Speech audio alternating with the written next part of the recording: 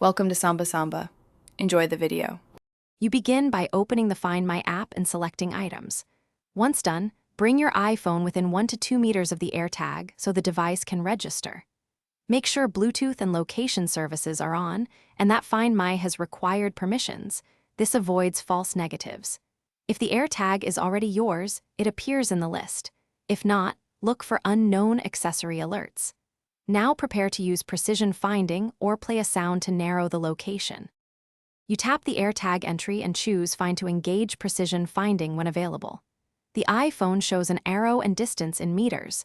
Follow the arrow steadily and stop briefly to let the sensor refine the reading. If precision finding is unavailable, press play sound to emit tones from the AirTag. Make sure to sweep slowly around furniture and pockets. Movement lets the algorithm triangulate better. If indoors, turn on a flashlight and lower ambient noise to hear faint. You inspect the object once the tone or arrow pinpoints it.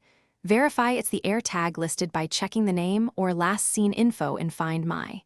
If it isn't yours, enable Lost Mode to leave contact details and allow the owner to be notified.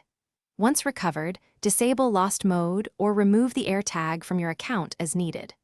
Troubleshooting tip: if tracking fails, restart your iPhone, toggle Bluetooth and location, or reset the AirTag by removing and reinserting its battery to repair. Thanks for watching. Consider subscribing if we helped you.